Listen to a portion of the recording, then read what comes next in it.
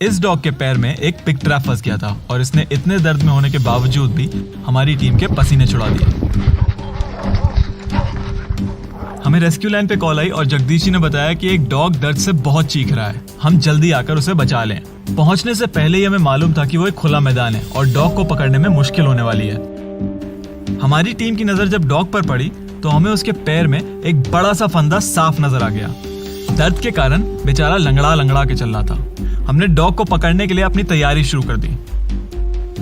तब तक में डॉग आगे बढ़ने लगा और उसे देख जगदीश जी भी डॉग को रोकने के लिए उसके पीछे चल पड़े। उन्होंने आगे जाके डॉग को रोकने की कोशिश तो की, पर वो डॉग भाग गया। उसे भागता देख हमारी टीम भी उसके पीछे पीछे दौड़ने लगी। घायल पैर के साथ भी वो हमसे ज्यादा तेज दौड़ रहा था। वो रुक ही नहीं रहा था, पर हमने भी उसका पीछा नहीं छोड़ा। पर अंत में उसने हमारे पसीने छुड़ा दिए और वो हमारे पकड़ भी नहीं आया। इस साइड देखो,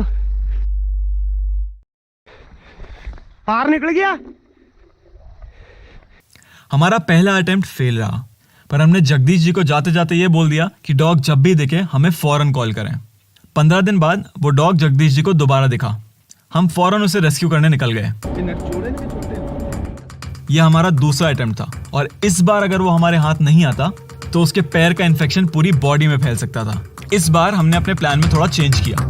एक इस साइड को नहीं ना, एक उस साइड को नहीं। हम चारों दिशाओं में फैल गए और उसके करीब जाने से पहले उसे हर तरफ से घेर लिया।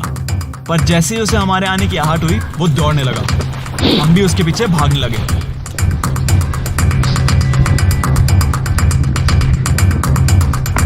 भाई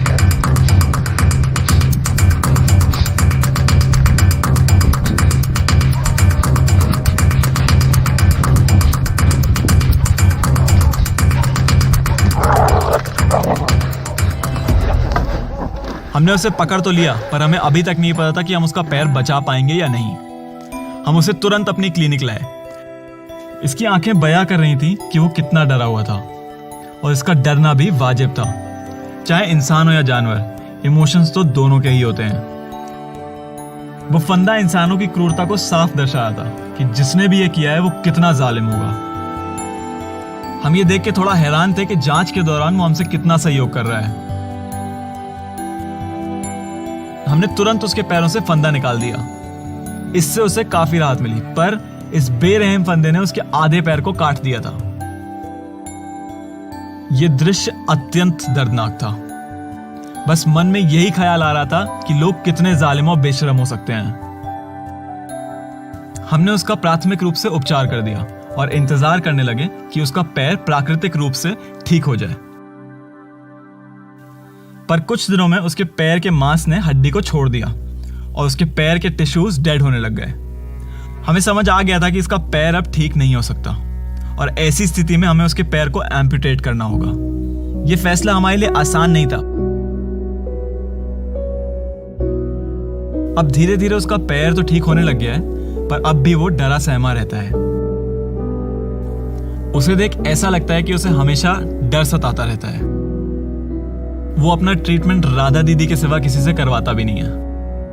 राधा दीदी उसकी जिंदगी में एक मां की तरह आई। उन्होंने अपने प्यार से न सिर्फ उसे शारीरिक बल्कि मानसिक रूप से भी ठीक कर दिया है।